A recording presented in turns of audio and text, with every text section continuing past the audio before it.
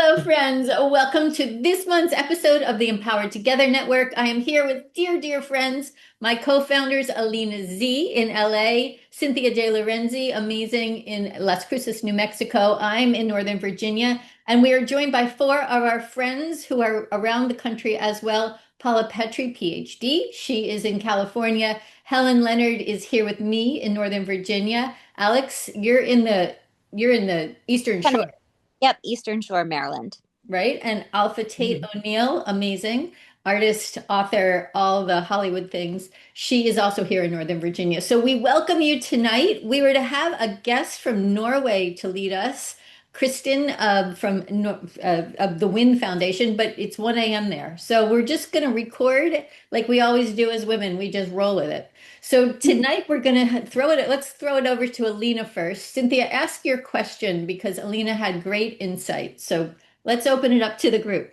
Yeah, it was really interesting because I was really looking forward to 2026 being a new year, the year of the fire horse. We actually did a program and talked about it, but I've been facing ever since January. I lost my husband just a few months ago, and since then, just major things have been going on in my life and not positive. I had to replace a huge wall in my house in my bedroom, replaced three windows, which is not, I mean, huge windows in my bedroom.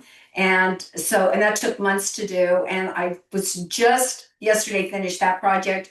And my swimming pool, the water was so bad. I don't know what happens. I had the pool closed. And they said it's going to be cheaper to empty your pool and refill it than it is to try to get it in chemical balance again. And when you live in the desert, that is devastating to take out water and put water in a pool. But they said that was what we should do. So I just finished that. And I was asking Lena. Lena is one person, both Hope and Lena are people I often go to when I'm going, okay, explain to me in the universal spiritual world what is happening. And Alina is just so gifted at that. So, Alina, I jumped in and asked you, and you were sharing some positive news for me. I'm going to count on this to be true. So, share with everybody what's coming. So I actually wanted to say something to you, Cynthia, really quickly because it's also made me a little giggly because you had the flood, the water coming down, and you have to replace the windows and you have to replace the water. In 2021, when I had the same exact astrological aspect that you were having, like exactly the same one, I had a flood. I had a huge flood, also water, and I was just struggling. And I realized that feminine energy thrives in uncertainty because it's when uncertainty we can create something. So I would remind myself, I love uncertainty. I love uncertainty. I was like, I don't know where I'm going to live. I don't know what I'm going to do. I love uncertainty. I love uncertainty. I hate uncertainty. I love uncertainty. And I feel like right now, this is something to empower all of us, not just you, but being in that state of, you know what, it is what it is, and I'm going to just flow with it. God gave me this flood. God gave me this pool problem. Maybe it's not a problem. Maybe there's some gift in it, and I'm going to choose to not go against the whole entire universe that conspired in this challenge and just flow with it. And I tell people, there's actually very little difference between a hero and a victim. Very little difference. The difference is that they both have challenges, but the hero decides to, well, you know what, maybe the challenge is a gift and I'm going to learn something and I'm going to create a journey. But the victim stays with the challenge. So I feel like moving the water, moving the energy, and with the end of Uranus and Taurus, you pass your exam of big hardships. But for all of us, for no matter where we are, the next 10 days are going to be bumpy for everybody. So I'm just sharing the wisdom of, staying together, remembering that there's a lot of power in empowered together. Those are the two words because we know when we talk, time goes faster. We get inspired. We raise our energy. And right now, it's going to be so you'll see it how your energy creates your world more than ever before. You will see how it creates it. So for us, when we see challenges the next 10 days, just go with it. Think of it, okay, well, poop is really a fertilizer. How can it fertilize me? And then grow from that. And also know that it is supposed to happen, whatever it is. And if we keep shining our light, and that is, I don't know if you ladies are spiritual or religious, when I'm not Christian, but I know Jesus taught about being the light. And it's not about praying to not have challenges, but it's about the experience of having a challenge and still keeping the light. Like that's the practice of it. And you cannot have the practice of being the light. So this is our challenge right now and our journey right now to be the light and to experience. And when we are having challenges, we just say to ourselves, you know what? This is my experience. This is my practice to be the light and to keep up my inner strength because soon it's going to be over and it's going to be good. But it's only going to be good if we feel good now in the darkness. And when I had my flood and I didn't know where I was going to live, I did not know where my life is going to go. I remember I heard this phrase, and I hope this gives you light right now, is that the best guarantee to be happy later is to be happy now. The best guarantee. So you just stay happy no matter what happens. You're just like, you know what, I'm just gonna be an idiot, a village idiot, be like, okay, thank you, thank you, thank you. But you all know the story, right? About the African king who said that, this is good. Do you know that story? I'm Oh, gonna tell this really quick because it's oh, so sorry. important right now. It's so important. Um, there was an African king and he had a friend, and the friend would always say, this is good, no matter what happened. And one day they went on a hunting trip, and the king shot off his thumb. And his friend is like, oh, this is good. And the king got so pissed at him. He's like, oh my God, you shot my finger, and you saying this is good. So he threw him in jail in this dungeon. And then he decided to just, you know what, I don't have this friend anymore. I can go do whatever. And he went hunting with his crew, and they went on an island that got surrounded by cannibals, and they decided to eat everybody. But they couldn't eat the king because the king didn't have a thumb, and they thought it was bad luck to eat somebody without a missing limb. So they let the king go. And the king is like, oh my God, it is good. So he goes to the dungeon, he finds his friend, and he's like, I'm so sorry I put you in this jail. He goes, no, this is good. He goes, what do you mean this is good? Because if he didn't put me in the dungeon, I would have been there with you and they would have eaten me. So I always try to think somehow maybe this is good and this is for the next 20 days. I hope nothing happens. I hope things are good. But astrologically, it's going to be a lot of fire energy, a lot of explosive energy, energy we've never seen in our lifetime, but similar to the energy of the Berlin Wall coming down, similar of the energy of the war starting, similar energy of a lot of explosive stuff. But even in the darkest of times, there's people who survive and there's people who thrive. And I totally believe, and I know from personal experience, it's the attitude.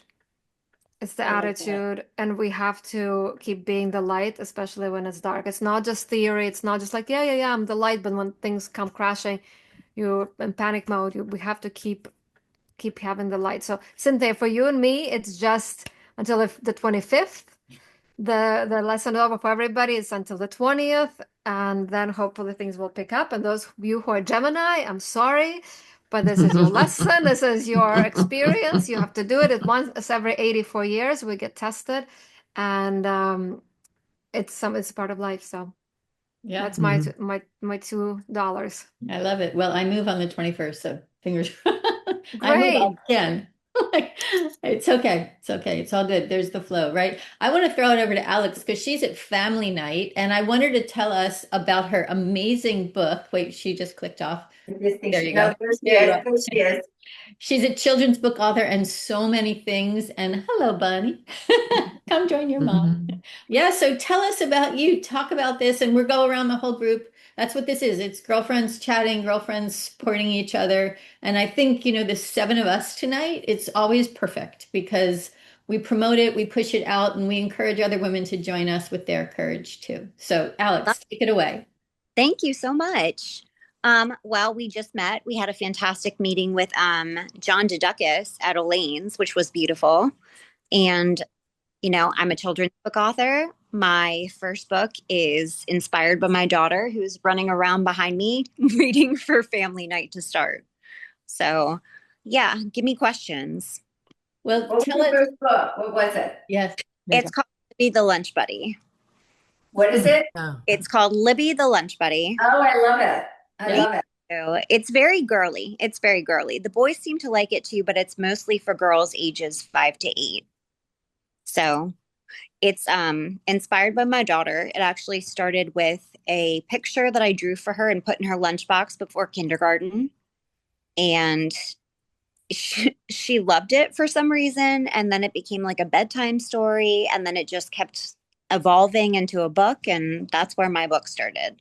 Ooh. But I've always wanted to write. I love it. So it that's your first book. You have more books under production, or I do. I'm working on a second, and then also I would ultimately like to write young adult like horror, kind of like an R.L. Stein female thing. So that's where I'm at right now. There's a whole lot of balls in the air, but I'm having fun. I love it. I love it. Does your daughter help you write? Yes and no. She does, but she doesn't know it, if that makes sense. Yeah, yeah, it does. I got a lot of inspiration from her, but she doesn't realize it yet. Do you ask her opinion? Is she like, do you consult as you do I do this or that, or what's more interesting, or Yeah, what would your friends think, or yeah. I talked to my oldest, my 13-year-old, a lot about some of it. And then my 8-year-old is always my sounding board. Like every time that I change the manuscript a little bit, I read it to her. And she's like, Mom, I'm so sick of hearing this story. Alex, tell us the premise of it, because it's really adorable. And just to give some little backstory. So Elaine's Literary Salon is one of the projects that I run with amazing thriller novelist Jeffrey James Higgins. So we bring in authors to talk about their books, and then we have workshops and webinars and seminars for authors to help them along the writer journey. So Alex came in with John Dudakis, he was a CNN reporter, Wolf Blitzer. He's written, I can't even count how many books he's written. And he suffered through profound grief. And he really talked about that, how to become a master writer based on your experiences. When he was 9, there was a terrible train wreck that he was on. His sister committed suicide. His son died of a drug overdose and was gone for 5 days. They found him down the street under a stop sign. I mean, it just, Hmm. and I said to him, and Cynthia, I want to bring him onto your show, and Alex possibly too, because I said, how did you go on? He said, you just do. And I don't know that that's true, but I think it is on fundamental levels, right? So he really talked to the whole group about how to take your pain and turn it into writing. He And is a really inspiring man. really Yeah, inspiring. he So, is. He is. Alex, tell us a little bit about your journey to this book, and tell us about the book, because the juice of it is really sweet. Tell us about being the lunch bunny. I don't want to give all of it away, but it essentially starts with a little girl who has one of the basic fears. She's afraid of her first day of school. She's afraid of eating lunch by herself in the cafeteria. You know, when you go into school, it seems big and scary and you don't know where to sit, and that starts when you're little. So she's terrified the night before, and she tells her mom, and her mom, instead of kind of like trying to comfort her, she gives her a prompt and she says, "Why don't you just sit down with yourself and gather all of your crayons, all of your things, and draw something that makes you feel comforted, whether it be a picture or a person or a character." And then she draws this character and she goes to bed. And the next day it comes to life. And her whole first day of school, this kind of imaginary person that she manifests is with her. And she's walking her through like her first lunch and meeting her first friend and that kind of thing. And at the end of it, she basically realizes that she had the capability for all of that. She just didn't realize it in the beginning. So she didn't actually need this person at all. How sweet. That's wonderful. Well, she should feel comfortable. I never went to one school my entire life more than 1 year. Oh, wow. So from kindergarten into college, I was in a different school every single year. And it was very normal for me. I mean, you kind of become acclimated, but just imagine that first day of school, not knowing where the lunchroom is. And even when I worked, I said, okay, I know where the bathroom is. I know where the lunchroom is. I know where these 3 things are. I can make it through. So beginnings is a huge part of my life experience. Right. But even as adults, we have these same feelings. Like I went to a Yeah. not that long ago, and it was like this big open room full of really intelligent writers. And I walked in and I was like, oh my God, I don't know anyone here. Like, I don't know where to sit. I feel so uncomfortable. But I wrote an entire story based on that. I think it's great. Yeah, that's I think a amazing. comment from a different perspective, if you'd like me to, but I just was listening to Edgar Casey. He was a prophet in the 40s and psychic, and many, many predictions that kind of Alina just described in terms of, you had a narrow 10 days, but what's coming into the pike. But he talked about children coming in after the year, this was in 1940, children coming in after the year 2000 and being very different. And I think the imagination piece is so real for me, and just lovely how you use imagination in the book in order to resolve problems, right? Because we know so much imagination is just a profound ability that we have that creates our reality. And Right. so, and then I would ask how many people had invisible. I'm coming at this from a different, yeah, but had I invisible friends, right? My mom tells me that she couldn't sit down when my brother went away to school. He was a year and a half older. When he went away to school, I had my invisible friend. Maybe she was there before, but I would give tea parties, and my mother, I told her where she could sit. So for me, it was very real. So, but now so the veil is lifting, and part of what I do is I see into this invisible. No, so, and children coming in are going to be more able to experience the gifts that I talk about as just being part of our divine design, our natural gift, of seeing what's there in the invisible. And yeah, so and we can be comforted, by that.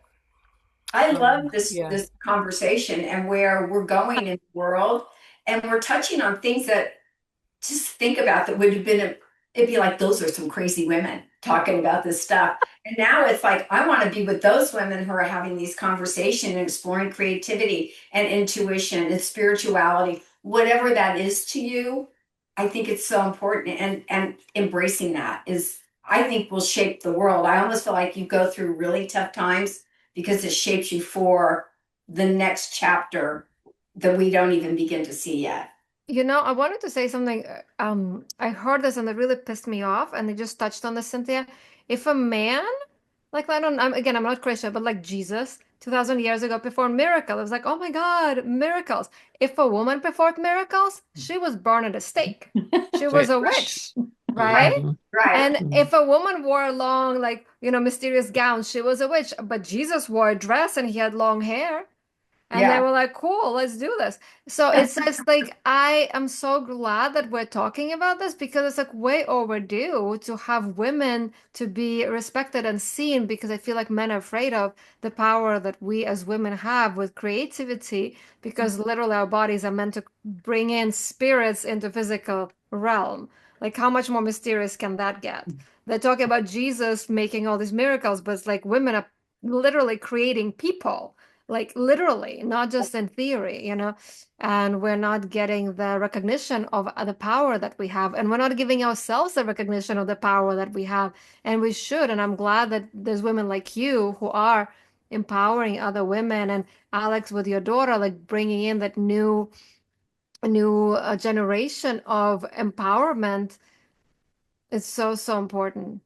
thank you. I talk a lot with my daughters about just like confidence and advocating for yourself. And it's one of those things where you kind of just learn really young, and you either learn it or you take years afterwards trying to figure it out for yourself. Exact. I love it. I just so love that. I think that's why you're seeing this shift. Have you heard the term trade wife or trad wife? I'm not sure how you say it, Which but my called this me before.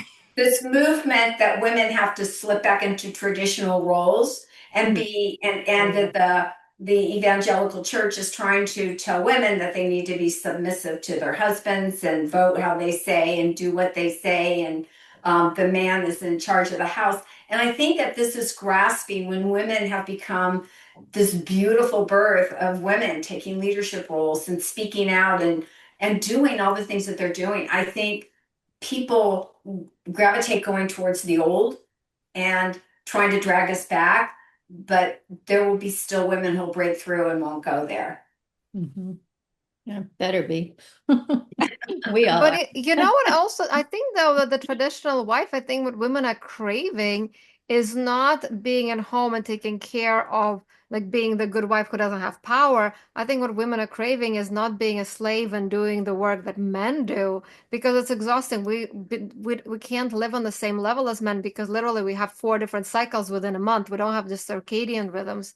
We have the infradian rhythm.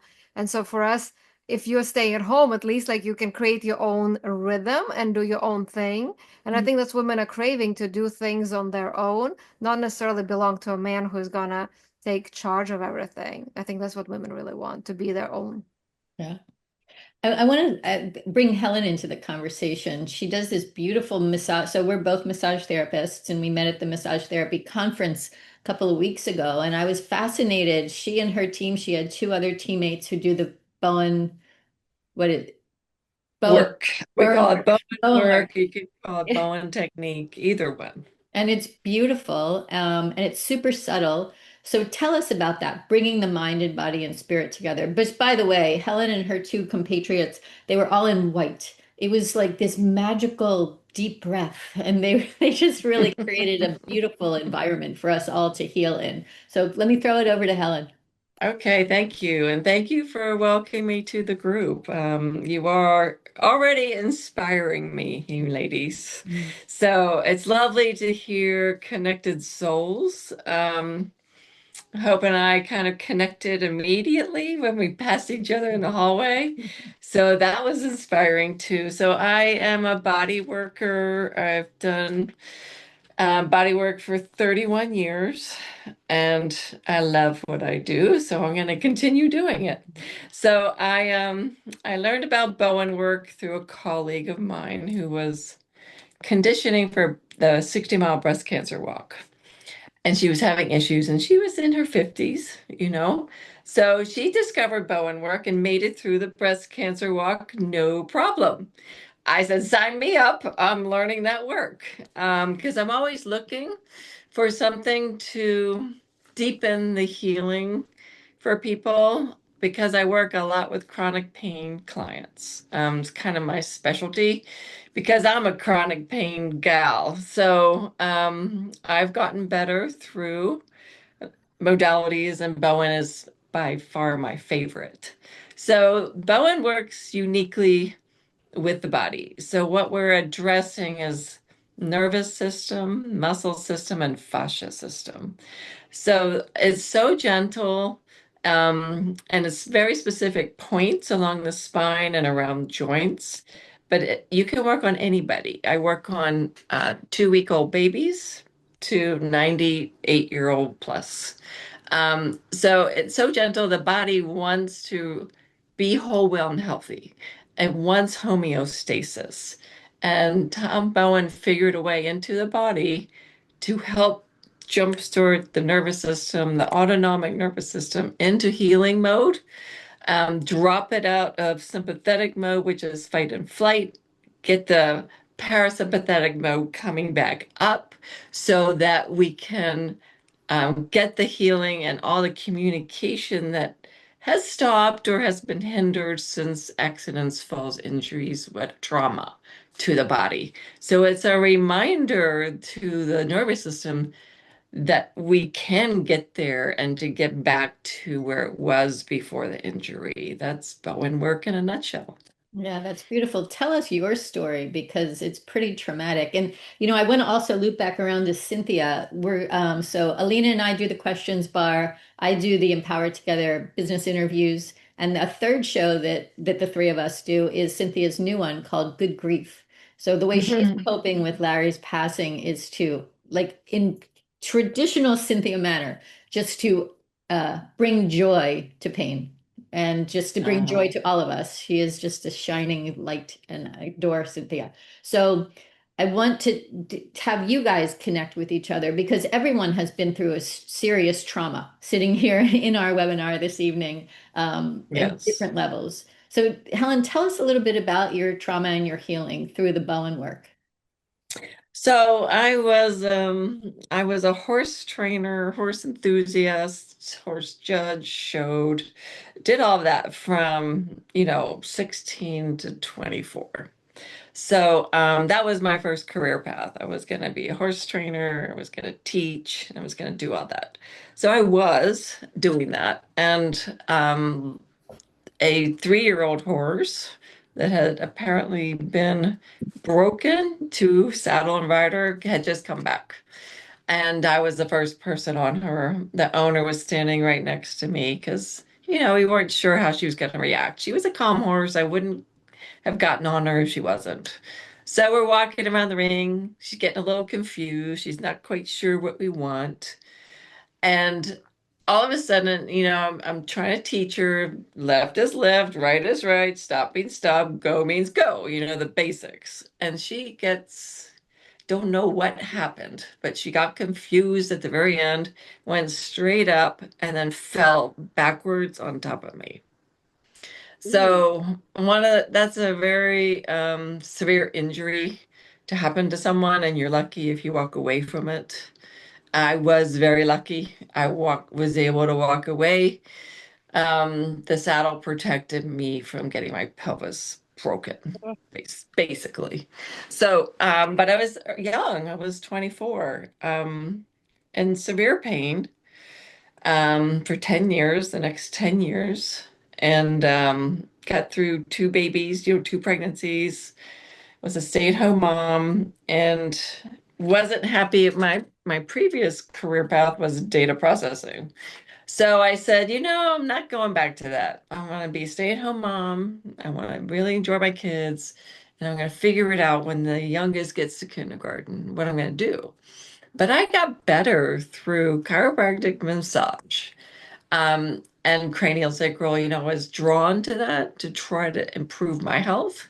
So when the youngest went to kindergarten, I signed up for massage school, and that was my trajectory for the last 31 years.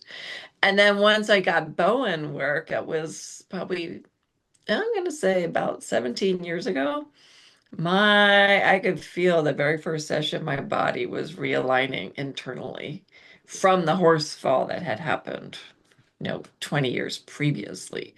I could feel my ribs shifting back into place. I could feel the fascia letting go. It was just this incredible healing journey internally that your body holds on to the trauma until it gets a chance to unwind. And that's what it did with just one Bowen session. So I Wow. was very, very impressed with the work. Yeah. Yeah. And I could attest to it. I'm impressed with it too. I mean, we just did a training, the therapists at this massage therapy conference, and I was just like, all right, sign me up. So I've had 2 out of 3. Helen said, let's do 3. So we've done 2 out of 3, and it's not just a physical realignment, it's an Right. emotional one, and which It's I'm emotional. geared Hmm. toward. So grateful to you, Madame. And Thank excited for you. number 3 on Monday. So yeah. So And awesome. I roll it in with the motion code, and that's another whole nother training to release trauma and pack, the packed emotions that we're not willing to unpack and let it go. Is it the system you were sharing with me, Hope, when I saw you? Mhm. And oh, okay, that's Yeah. really cool. It's so cool. It's It's I so would very like to exciting. cool. try it. Yeah. Does it work on sciatic nerve pain? Ooh, Yeah. question. Yeah. I have really bad sciatica right I now. can do a lot of pelvis balancing, joint balancing, TMJ balancing. Yeah, it can help. Sciatica is a tricky one because of discs. So as long as your discs are in good shape, it can help for sure. Yeah, and that's the I power. had sciatica. That's what I had Mm. after the horse fell on me for 10 years, and Yeah, I am It's really, pain free. I don't have any more sciatica. yeah. That's Yeah. amazing. So this is a commercial for bone work. yeah. As long as I don't dig in my garden, I don't have sciatica. And of course, I love gardening. So that you got to balance it out. I love it. So I'm going to throw it over to Alpha. Tell us where you are. She's an amazing artist. She is writing books. She was a big Hollywood, big deal. So talk to us, Alpha. Tell us where you are this month. Well, I've, as you know, Hope, I've been writing like a crazy person for the last 4 or 5 days straight. Like because I put like some art showings and whatnot, once they're up and you did your meet the artist thing, then you kind of just like let it go and see what happens. And so I've been just trying to get my book done because I had to rewrite the whole thing. And I've rewritten it now many times, by the way. And part of it was through Jeffrey's. This is how far back he he gave me a basic critique of sort of the idea and the tone of voice and all those things about a year. It had to be at least a year and a half ago, and he gave me detailed notes and everything. And then I got my first one-man show, art show, and was getting two of my friends to help me out because I had to deliver 60 paintings, right, for this show. And, I mean, I had only done like 25 at that point. So I was like, okay, can you help me out? They're like, yeah, no problem. Well, in September, which was a few months before my show, they both flake on me. And I'm like, oh my God. So I spent a good part of last year just, doing art like a crazy person. And now I'm trying to shift over and finally get back to my book. And it's a trilogy. And, I'm my, even though I, worked on a whole range of films, everything from, Marvel to I did Spider-Man and, Hunger Games and I can't even name them all because I did it for 40 years. Okay. So the idea now is when I write, I'm really, I think the thing that really works for me with the digital media world is that I can actually study what people are writing and I can watch things like if a scene is particularly well written, right? I can go back and I can really study it because when I first got into the business, it was video cassettes. I mean, do you guys even know what that is?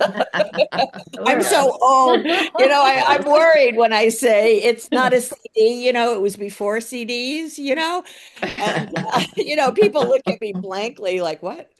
You know, what about a memory stick? Yeah, yeah, yeah. Okay, yeah, you're right.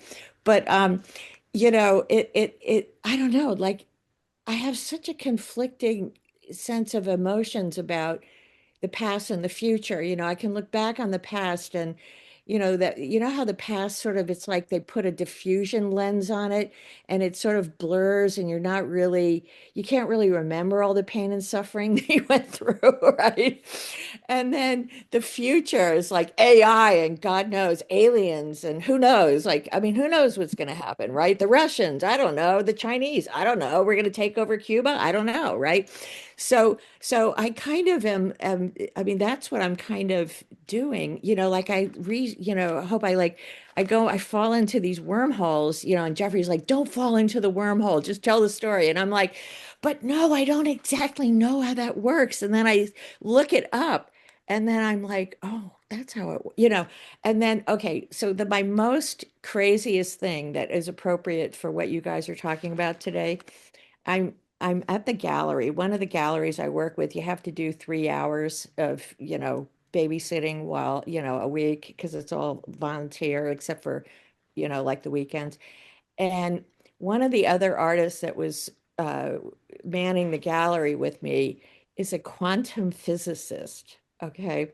Now, I have a tremendous amount of respect for science and people who are smart, and good at science. And so I was like, how in the heck did you end up here with me? Was my first question. And then the second question was, now, can you just tell me, like in simple terms, exactly sort of kind of what is quantum physics? Okay, here's the part that is very much along the lines of what you all are talking about. And the reason why I'm taking notes is because I want to think about it some more and reflect on it. But the thing about quantum physics is, according to this guy now, I could be totally wrong. Okay, everything is molecules and atoms and electrons, and, even though something looks solid, it's actually not solid, right? Okay, so he goes on to say, so the thing about quantum physics is so how does that work? Like, and then how do you define like a soul? Like what is a soul? And then is it something that floats around with the atoms and molecules? And, do we reconstitute ourselves on another planet? Like, and then all of a sudden I'm like flashing on Star Trek and every star thing I've ever seen. And then of course I have to read Hail Mary, and now I want to go see the movie. And right. And oh my God, I think the hard thing about where we are in the world, or at least where I am in the world, is yes, I've been through hideous trauma and et cetera, but I'm really sort of interested in what's going on. Like, don't you guys wonder, like, what is this all, like, because like I have a lot of dead parents and things running around.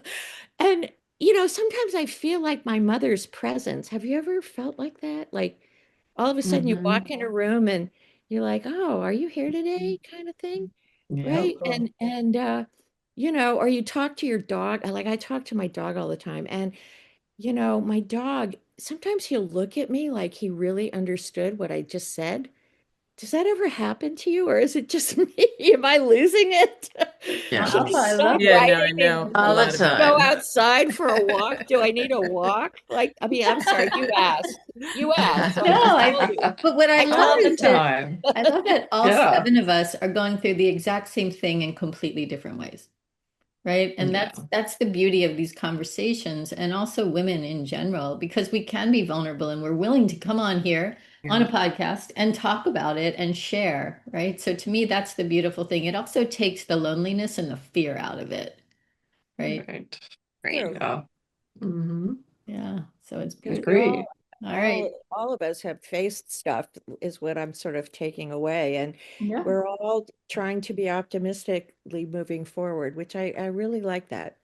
Well, I love 10 more days, Alina. Yeah, Alina, it's going to be rough though. You're going to have to send us a little tickler email or something. Hang in there, girls. Well, I will tell you something. I'm not a positive person. People will think that I'm a positive person, but I actually like to think of it as powerful thinking, not positive thinking, because positive thinking is like, oh, I know everything's going to be okay, but we don't. There's no guarantee everything's going to be okay. But right now, in this moment, we have two choices: to be positive or to be negative, and we can be powerfully choosing to think positively because it makes us feel good now, and we don't know what's going to happen later. And like I said, the best guarantee to be happy later is to be happy now.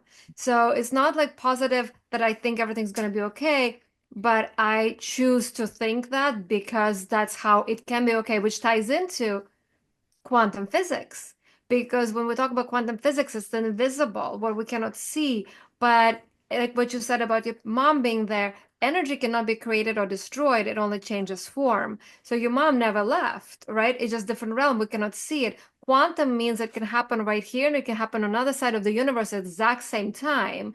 And there have been many studies where they say that the observer is changing the observed by just energy that we cannot see.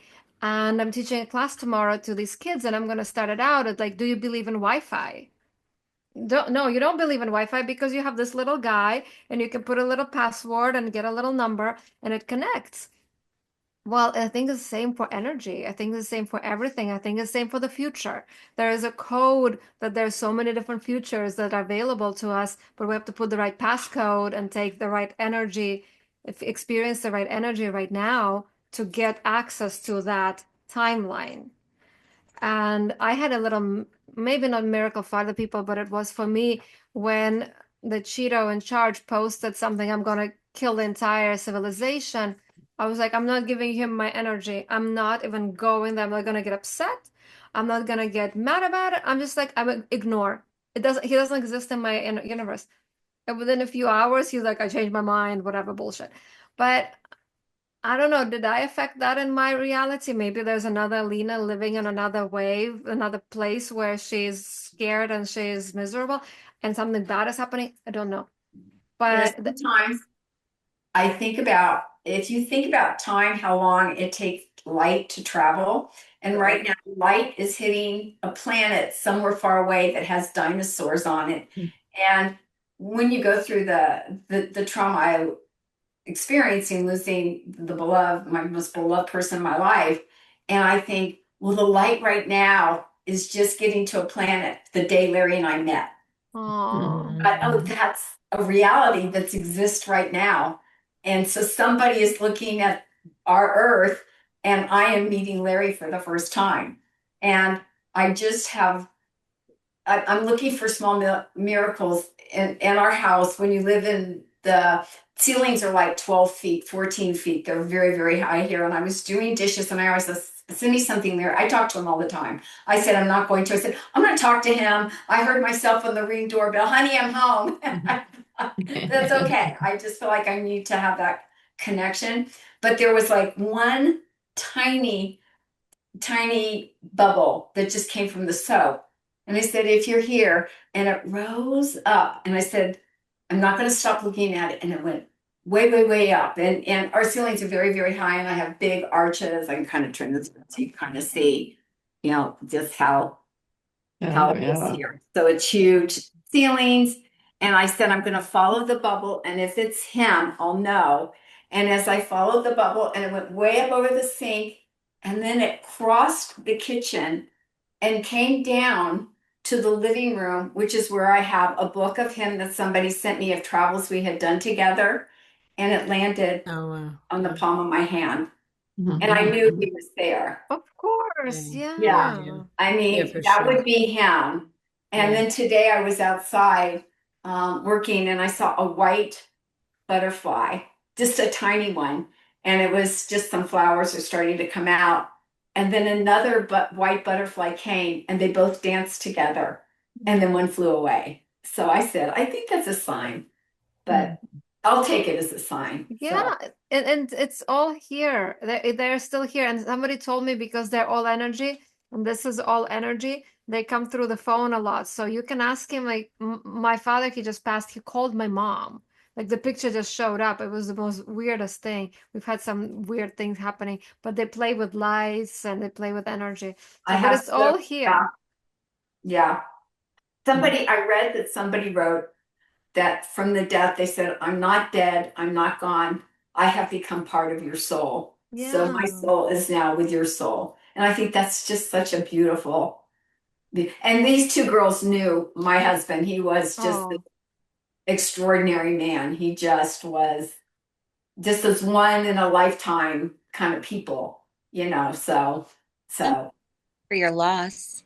yeah, yeah, it's been, but would you, the question you always say is as much pain as you have. And somebody said, okay, at the end of this amazing love of your life, you're going to be in extraordinary pain. You're going to have sorrow like you've never experienced before. And this is my fifth estate. So I have had a number of journeys where people have died in my family.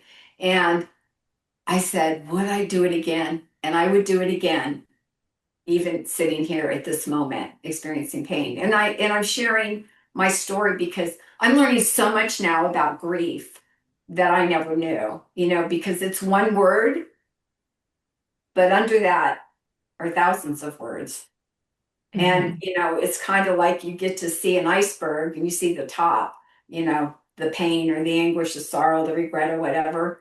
But underneath that is anger, anxiety, frustration, fear, loathing, regret, no regret, joy. There's just a million things. And I wrote good grief because everybody goes, how you doing? I go, hanging in there. And I go, I have no idea how I'm doing.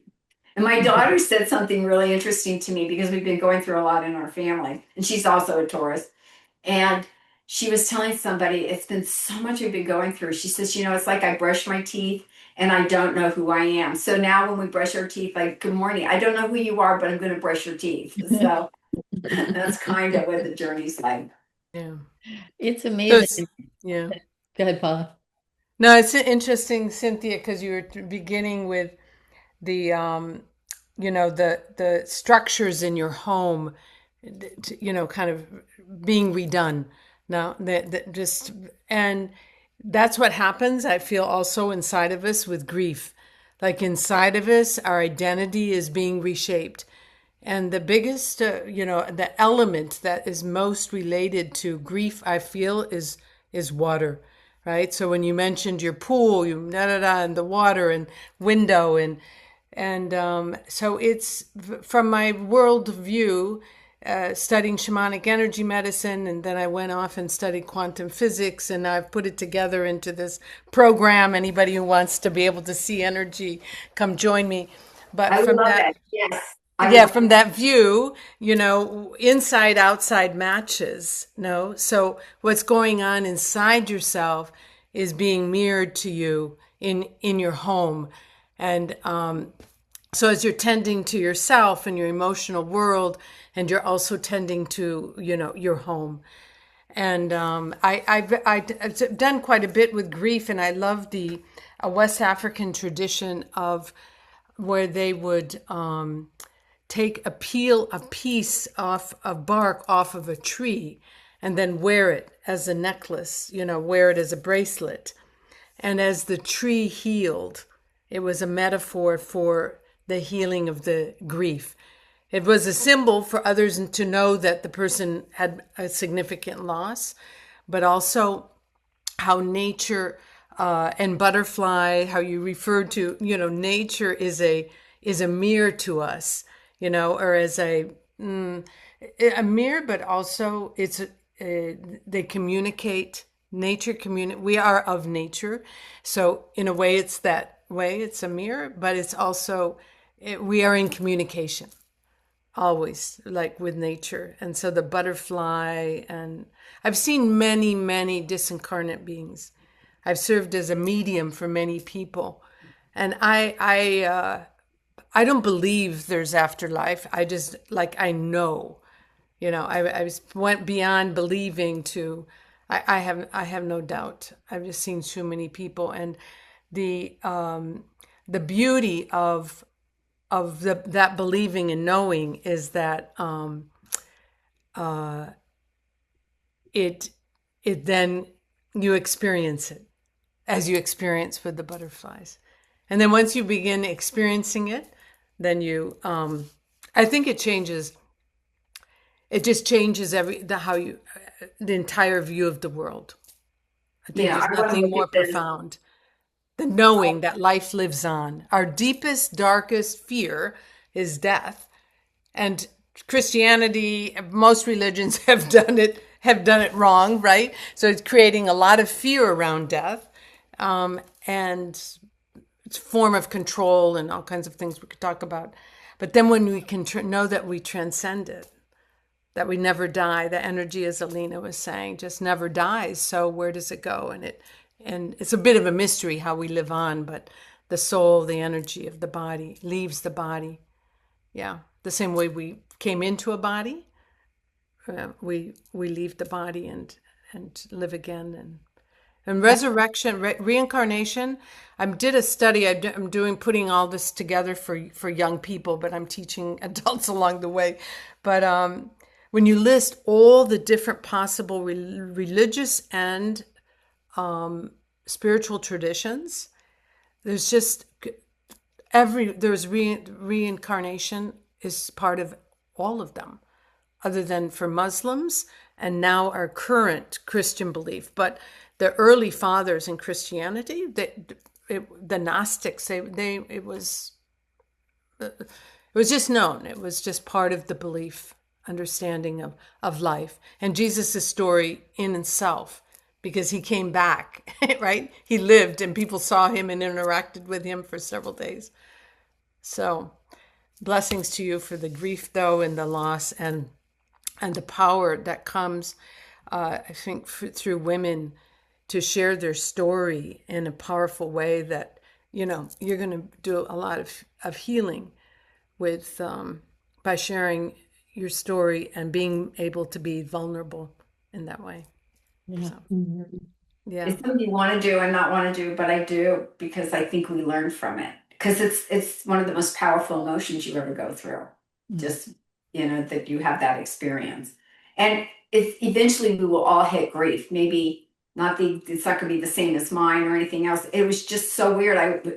I've really said this year I'm taking a break. I'm kind of not going to any of the organizational stuff I used to do. I'm just stopping for a year to heal because I don't want to not heal. I feel like if you fill your bucket with a lot of busy stuff, you're not going to focus on what really needs to be touched and felt and loved and nurtured or whatever else. But the girl who built my pool, who's become a really good friend, and she met another client who she brought over to show her my pool. And then she said, yeah, I want you to come to my house. So I thought we were just the two of us were going to go to her house, and we went. And she had two other friends there. And the conversation was about grief. And the woman who hosted us, she lost her father at 90, never married, cared for him. One lost her husband who had pancreatic cancer. He died within just a couple months of the diagnosis. Another woman, she lost her son when he was 2 years old. And then the woman who built my pool lost her parents. So those were deep grief. And it was just, we just talked about that experience and just how each one were so deep and moving. And each were at a different point. She lost her son 34 years ago, but it's still relevant. I mean, she still honors his life at 2. You know, she has things she's kept of his, and should she or not. And, you know, the other one lost her husband 13 years ago. So it was having that opportunity to talk about it. We didn't talk about anything else, but just the experience of grief. And it was really, really interesting just hearing people's stories. Yeah. Beautiful. I'd love to know more what you're doing. I want to sit down and talk to you, Paul. I want to follow up with you because I think that's really interesting. Yeah, I'd love to. Yeah. I lost my daughter when she was 12, and I divorced that year and lost my home because of finances. I just needed to reorganize. And then the minister moved from and got promoted and left the church. And then my boss got cancer, and I ended up in charge of this major training program at the medical school. And maybe that saved my sanity, but it does come, and I feel that these waves, now the other day it came through me, we'll have a conversation, I'd love to talk to you about it, but that grief lives through us. It's almost like grief has its own entity, like it's an energy in and of itself, and it lives through us, it lives forever within us. You know, it's always, my daughter's always there. There's always an aspect of loss that's there, and helping people kind of digest and integrate that loss is beautiful work. And I think talking about it is key. Is really key, important. Yeah. This is I'd good. love to. Yeah. Well, this is what these conversations are for, to be honest with ourselves, with each other. Know that I keep saying this. We're not going through this alone, even though we think we are. I think we all can have a memory of something that just is still stuck in us that we can't get out. Right.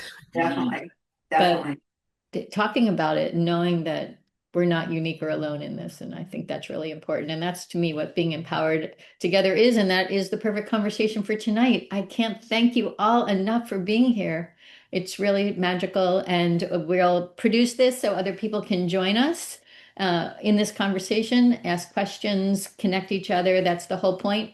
We're going for quality, not quantity, and whoever wants to join is more than welcome. So thank you all. Thank you, Cynthia. Thank you, Alina. Thank you, Alpha. Thank you, Helen. And thank you. Thank you. Yeah. Come back again next month. We'll see if we can bring Kristen back. We'll try and work out the time in Norway. Thank you, everyone. Thank Awesome. you. All right. Thank you. Thank you. All right. you. Stay well. We'll Thank see you. you again Thank next month you. on the Empowered Together show. I am Hope Katz Gibbs, thrilled to be here with you all. Be well. All right. Bye.